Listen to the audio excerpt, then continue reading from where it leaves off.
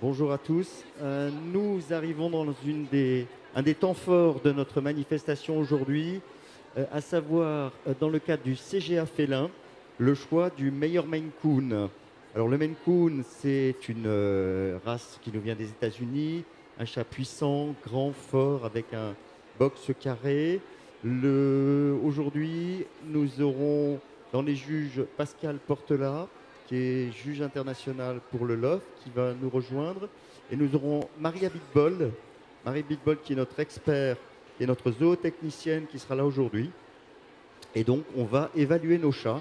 On attend Catherine Bastide, la directrice générale du LOF, le livre officiel des origines félines, afin qu'elle vous présente la race du temps que moi-même je puisse juger ces magnifiques Maine Coon. Donc, je vous rappelle, nous avons 10 Maine Coon mâles qui sont là devant vous. Donc, des chats puissants, grands, au format rectangulaire, musclés, des belles encolures, avec un museau carré, un profil assez doux, un menton fort, de grandes oreilles avec des plumées, des yeux assez ovales, mais expressifs, une fourrure double. Donc on va pouvoir vous présenter ces différents sujets.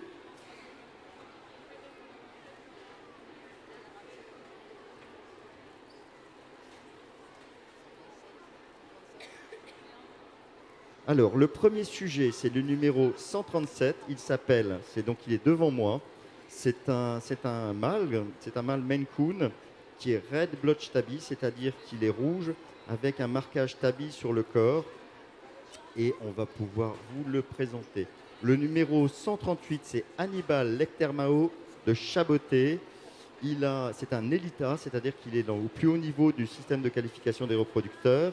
C'est un Brown Mackerel Tabby, il a 5 ans, alors que son voisin a 7 ans. Donc ce sont des mâles qui sont très âgés, qui ont déjà eu pas mal de chatons.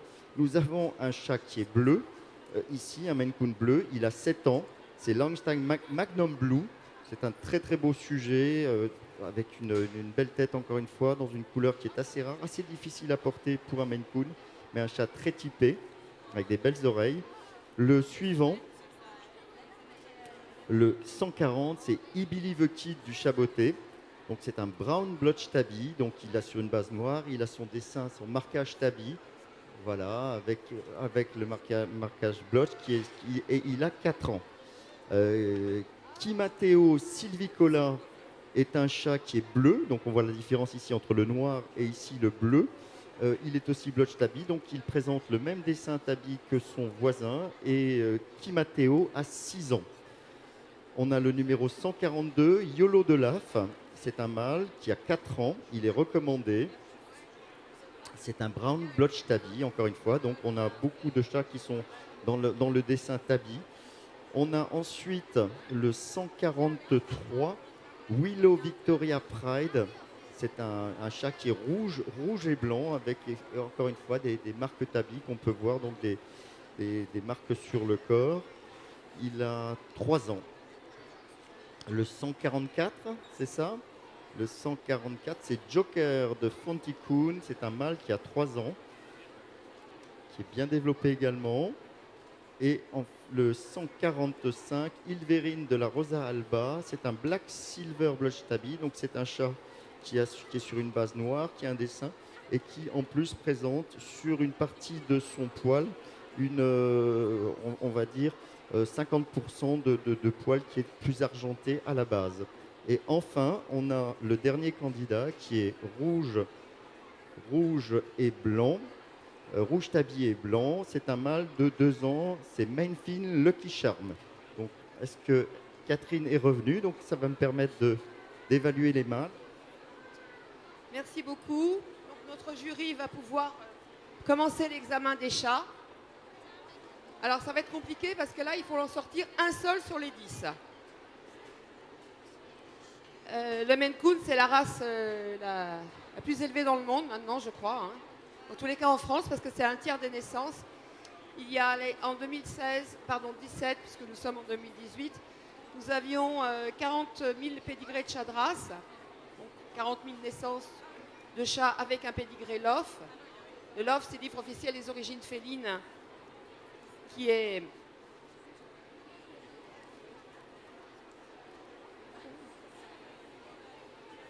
qui est donc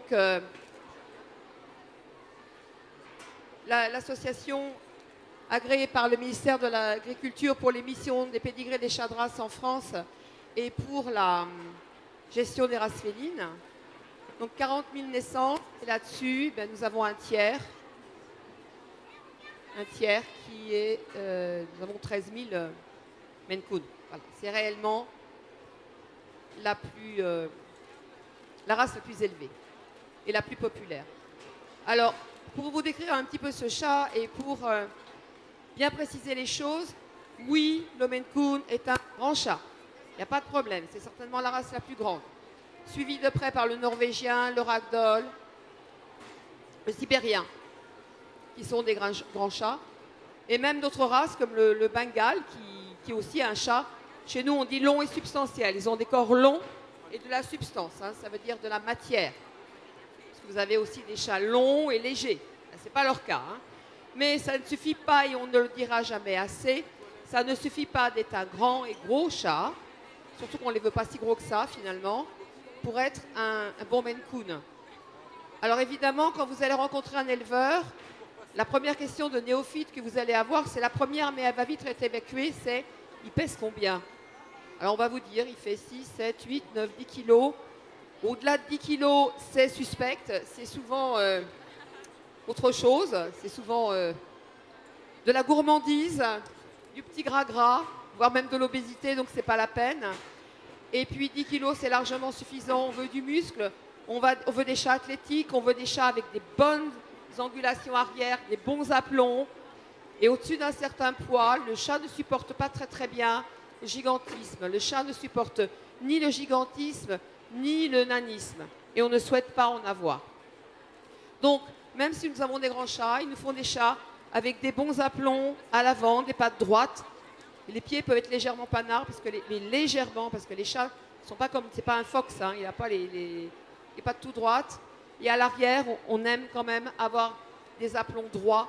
Les jarrets clos en X sont un défaut qu'on souhaite éliminer. En tous les cas, ne pas favoriser. Alors c'est vrai qu'après, ça peut amener des problèmes de santé comme la dysplasie. Même si le chat réagit très bien à la dysplasie, contrairement au chien, il en souffre peu. Mais tout de même, nous sommes là pour veiller à la préservation des races, à la santé de nos chats. Et les juges sont extrêmement attentifs à ces points-là. Donc ici, nous avons des chats qui sont tous à des hauts niveaux dans le système de qualification des reproducteurs. Alors qu'est-ce que ça veut dire le système de qualification des reproducteurs? SQR pour nous, c'est quelque chose qui pour vous est important et vous devriez vraiment le retenir. Jusqu'à une période récente et partout au monde, sauf en France, les chats sont évalués uniquement sur des critères de beauté. On peut intégrer dans ces critères de bons aplombs, une bonne mâchoire et ce genre de choses. Mais c'est tout. Nous avons rentré à partir de 2015, et c'est issu d'un travail qui a été effectué avec les éleveurs, avec les clubs de race, avec le conseil scientifique dont Madame Abitbol ici en noir fait partie. Nous avons évalué, nous avons mis mis sur pied, comme vous voulez, il faut choisir, un système très gradué où, en parallèle de la beauté pure, on a introduit des critères de santé et de traçabilité. Ainsi, les chats, pour être recommandés, tous les chats ici sont au minimum recommandés, certains sont élites.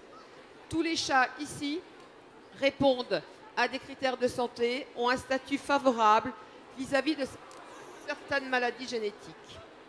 Ils ne sont pas raisonnables, nos éleveurs. Il faut les aider. Merci. Voilà. Et tout va bien. Et ce statut favorable vous permet de pouvoir acquérir un chat avec une plus grande tranquillité. Parce qu'évidemment, nous sommes tous des éleveurs sélectionneurs, nous sommes tous des éleveurs qui voulons gagner en exposition, mais la majorité de nos chats vont aller chez vous. C'est vous qui, après, allez bénéficier de tout ce travail effectué par les éleveurs.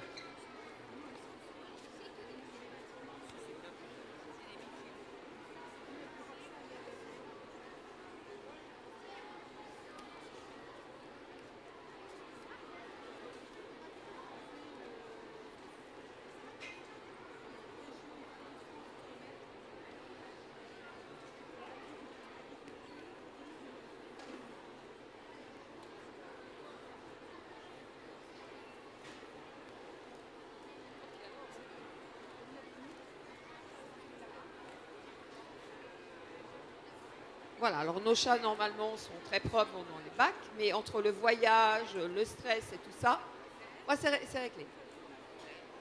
Donc, nous, ce que nous aimerions tous, le livre officiel des origines félines et tous les membres qui les composent, les éleveurs, les clubs de race, les clubs organisateurs d'exposition, les juges, c'est que vous, à terme, ce soit vous les prescripteurs. Vous savez, on parle beaucoup de la puissance du consommateur. Alors, ne vous méprenez pas, c'est parce que j'emploie ce mot-là pour faire une image. Évidemment, nos animaux ne sont pas des objets. Évidemment, nos animaux sont des animaux, des êtres vivants. On les aime, on vit avec eux, on dort avec eux, on est content avec eux, etc. Mais il reste quand même qu'à un moment, vous allez les acquérir. Donc, vous êtes les personnes chez qui ils vont aller. Et vous avez envie d'avoir un chat beau, certes, vous avez envie d'avoir un Maine Coon, vous avez envie d'avoir un chat qui a un bon comportement et un chat qui est en bonne santé. Et ça, c'est ce qui est mis en valeur.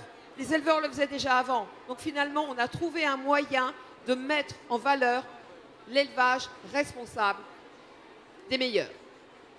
Donc, à terme, si vous voulez acheter un Maine Coon, vous allez appeler un éleveur, etc. Votre chat, il a un pédigré, ok, donc c'est bien un chat de race, d'accord. Et est-ce qu'il est inscrit dans les SQR? Oui, non. Ah bon, pourquoi oui? Pourquoi non? Ah bon, oui. Et finalement, vous alliez acquérir un chat chez un éleveur qui est inscrit dans ce système parce qu'il vous apporte un certain nombre de garanties. Voilà, c'est ce qu'on aimerait bien aujourd'hui. C'est la première année, c'est ce qui nous a permis, c'est ce qui a permis aux chats de race de rentrer au concours général agricole. Donc on y tient beaucoup, beaucoup. Donc vous voyez que les juges continuent à examiner les chats. Il y en a 10, ça ne va pas être facile. Je ne sais pas comment ils vont faire. Est-ce qu'ils vont procéder par élimination? Il faudra en choisir un seul. Alors moi, je vais vous parler peut-être un petit peu de la couleur des chats. Peut-être faire parler un petit peu les éleveurs. Non, ils ne veulent pas parler. Les éleveurs, ils ont le cœur qui bat. Pas que je les approche. Ils sont un petit peu stressés. Alors, le mode de jury ici, le mode de jugement est particulier. En exposition, le juge, il est seul avec son chat, avec l'éleveur. Il a son standard, c'est-à-dire le texte, la description idéale dans la race. Il a son standard et il va comparer le chat en standard et il va lui donner ou pas des certificats de championnat, de champion international, etc., etc. Il est seul. Ici, c'est un jugement très particulier qui n'est pas du tout anonyme puisque tous nos chats sont mis en valeur parce que s'ils sont là, c'est parce que ce sont déjà les meilleurs. Ils ont tous une bonne raison d'être là. Et le jury est composé, est collégial, et les décisions sont prises en concertation. Donc nous avons 3 juges, 2 juges LOF. Alors on nous a posé beaucoup de questions sur les juges aujourd'hui. Un juge, c'est une personne qui d'abord a été éleveur. Il faut avoir élevé, il faut peut-être même encore élever, pour savoir combien l'élevage du chat est difficile et combien il ne faut pas se résumer à une morphologie et combien il faut avoir les mots pour parler à l'éleveur. Donc c'est quelqu'un qui a élevé ou qui élève. C'est quelqu'un qui a emmené ses chats en exposition et obtenu des récompenses. Vous pensez bien qu'il faut une certaine légitimité pour dire des choses aux exposants.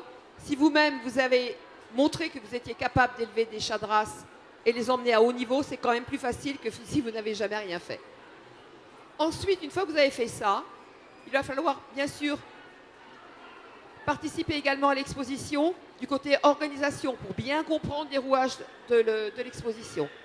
Et une fois que vous avez fait tout ça, à ce moment-là, vous allez passer un examen pour être élève juge et ensuite passer tout un tas d'examens race par race, examens pratiques. On a environ 70 races et variétés pour pouvoir être capable de juger toutes les races. À titre personnel, je considère qu'il faut une dizaine d'années de formation pour faire un bon juge toute race. Le temps de passer, à faire la formation, de passer les examens et de voir suffisamment de chats pour avoir la technique et la solidité pour pouvoir être pédagogue et bien expliquer à l'exposant, à celui qui vous amène, qui vous fait confiance, qui vous amène son chat, pour pouvoir le conseiller et pouvoir évaluer correctement son chat. Donc nous avons 2 juges LOF, Monsieur Fabrice Calmès, il est là, et Madame Pascale Portela, qui a le manteau beige. Et nous avons également, elles sont coquines, hein, je ne sais pas ce qu'elles regardent, mais sous la queue du chat, voilà. Je pense qu'elle regarde s'il y a bien 2 testicules, parce que s'il n'en a pas 2, ça ne marche pas. Oui, parfois on va voir des choses, on soulève des queues, on palpe des testicules, ben voilà, c'est l'avis des juges aussi.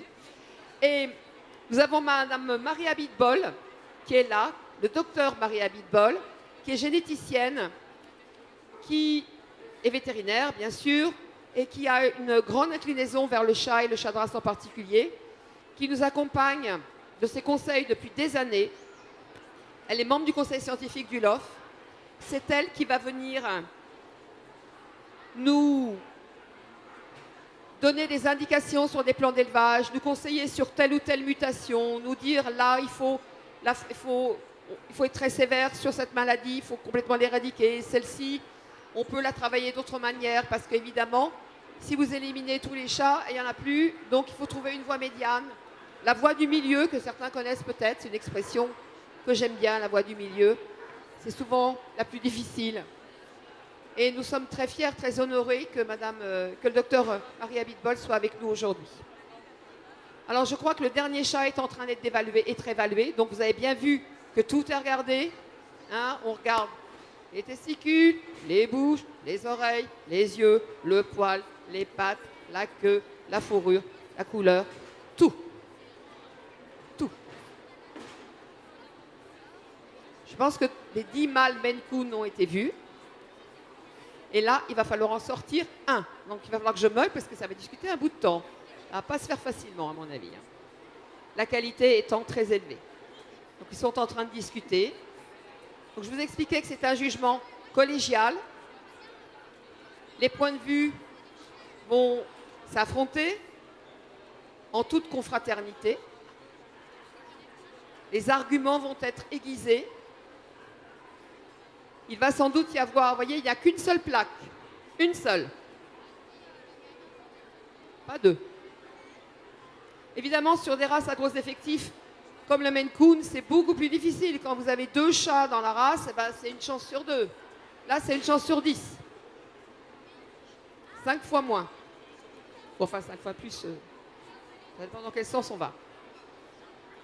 Alors, notre jolie beauté bleue va mieux. Voilà. C'est difficile, hein? Difficile. Les juges retournent voir les chats, les regardent de loin. On va après estimer la typicité, le type. Le type, c'est ce qui fait véritablement la différence, l'esprit. Il faut que ces chats aient un esprit Maine Coon. Vous verrez les femelles à 16 heures. Ce qu'on demande chez un mâle Maine Coon, c'est également de la puissance, de la majesté, de la virilité. On aime bien que les mâles Maine Coon, ça ressemble à des mâles. Ils doivent être masculins, puissants. Un petit peu prétentieux. On aime bien ça. Celui qui va gagner, c'est forcément celui qui va dire « c'est moi ». Parce que la qualité est telle que sur le standard pur, ils sont tous dedans. Donc on va aller chercher d'autres caractères. Ça peut être le toilettage. Évidemment, les chats doivent être magnifiquement présentés. Un très beau chat ici, s'il n'est pas présenté, ne sera pas retenu. Là, ils sont tous en bel état. Donc, ça va être compliqué pour les juges d'utiliser ce critère. On repart faire un petit tour. Allez, on repart. C'est pas fait. C'est pas fait. Un qui part d'un côté, l'autre qui part de l'autre. Bon.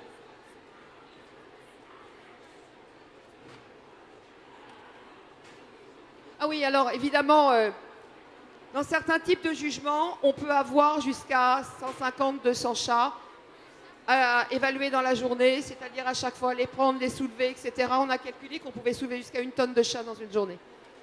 On s'amusait à faire ça, ce qui est complètement idiot, hein, mais voilà.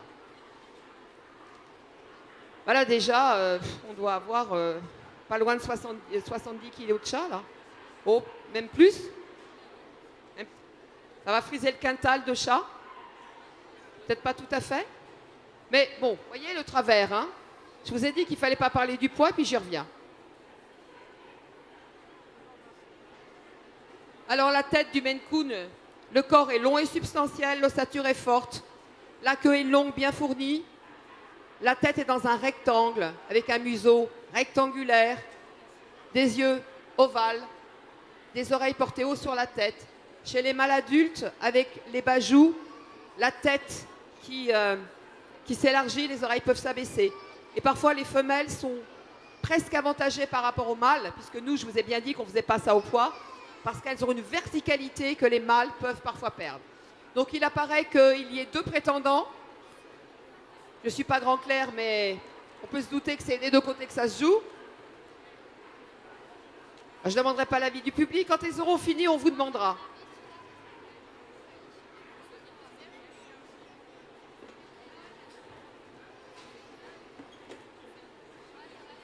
Donc vous voyez que nos chats sont très très routinés. Ils ont tout à fait l'habitude d'être manipulés. Ça ne les gêne pas. Un chat d'exposition ne peut pas faire carrière si ça le gêne. Et on n'oblige pas un chat. Même vous avez vu, hein, même nos routinés, de temps en temps, ils ont fait des leurs. Hein. Un chat, on ne peut pas l'obliger. Et je peux vous assurer que je préfère avoir affaire à un... J'avais un de mes amis vétérinaires qui me disait, je préfère un chat... C'est plus facile pour moi de maîtriser un chien de 60 kilos qu'un chat. Parce qu'un chien, une fois qu'on lui a mis une muselière, c'est bon. Le chat, c'est pas comme ça. Donc, un chat d'exposition à ce niveau-là est forcément un chat qui aime ça. Forcément. Il est peu sensible au stress, il est très stable, et ça, c'est tout à fait bon pour vous, parce que, évidemment, ils vont reproduire des chatons également avec une grande stabilité comportementale. Bien, bien, bien. Donc, une beauté rousse et blanche à l'écran. Pas du tout impressionné. À côté de lui, une beauté argentée qui est en train de dormir tranquillement. Une beauté rouge. Un autre bicolore rouge et blanc avec son beau museau. Un brown tabby, couleur typique. Un bleu tabby qui apprécie beaucoup les caresses de sa propriétaire. Un autre brown tabby. Une beauté sévère et bleue. Et 2 statues. Nous avons des statues, des chats statues. Et les juges qui ne se décident pas. Compliqué, hein? C'est sérieux. Ah, un prix de meilleur de mâle au concours général agricole première édition. C'est pas rien, hein? J'irais bien écouter, mais je ne sais pas si j'ai le droit.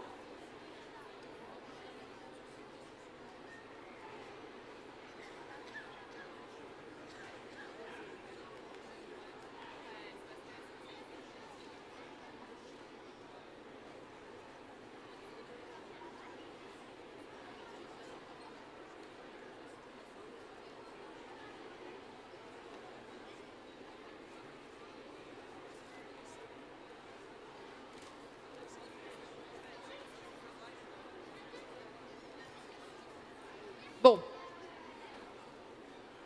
Notre jury, il va falloir qu'il se décide, hein, quand même. Parce que les éleveurs, là, ils n'en peuvent plus. Les éleveurs n'en peuvent plus. Ça y est, c'est fait? J'ai peut-être passé le micro à M. Calmès afin qu'il dise un petit mot de la qualité générale avant de donner les résultats. Oui, effectivement, avec Pascal Portelat, ma collègue juge, nous hésitons, comme vous avez pu le voir, entre 2 chats. Le rouge tabby et blanc, qui est un jeune chat, je crois qu'il a 2 ans et demi, 3 ans. Voilà, 2 ans, qui est formidable en type, qui a une très belle tête, un très beau corps, qui est somptueusement présenté, qui a ce qu'on appelle le box au niveau de la tête. Il a un menton superbe, il a le dessus de tête parfait, les oreilles sont parfaites. Il lui manque un tout peu de maturité au niveau de son développement sexuel. Il a certainement fait moins de chatons que le chat auquel on le compare. Il n'a fait qu'une portée pour l'instant. Et le numéro 138, donc ce Maine Coon qu'on a là en face de nous et qui a 5 ans, est plus mature. il a sa tête qui est plus développée, il a plus de joues, il a effectivement fait une quinzaine de portées, donc deux beaux sujets. Là, tous les deux sont absolument dans le standard du Maine Coon. Je laisse peut-être Pascal. Je crois qu'on est d'accord sur le choix, en se regardant.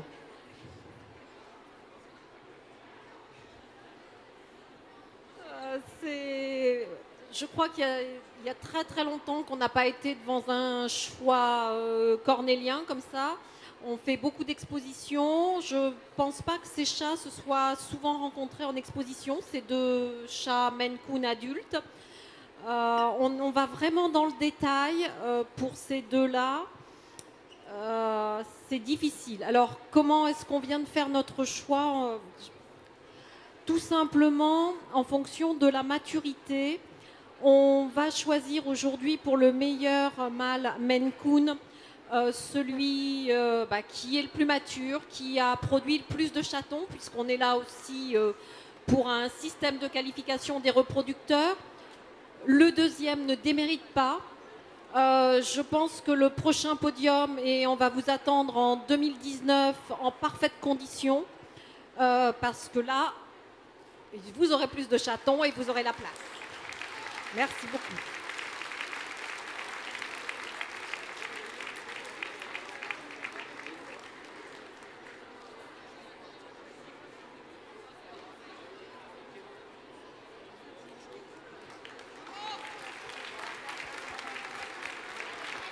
Bravo, bravo, bravo, bravo.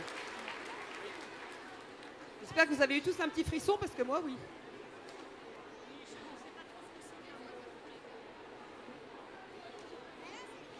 On va, s'il vous plaît, nous aimerions avoir les cocardes afin de remettre les cocardes de participation, parce que tous les chats qui sont ici le sont parce qu'ils sont les meilleurs dans leur race actuellement.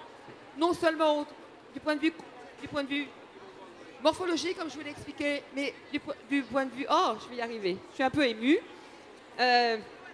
Par rapport aux garanties qu'ils apportent et leur engagement dans le système de qualification.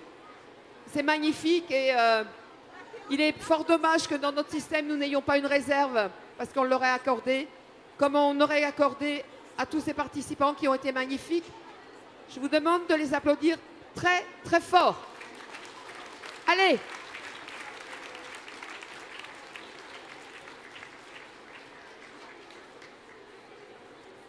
Voilà.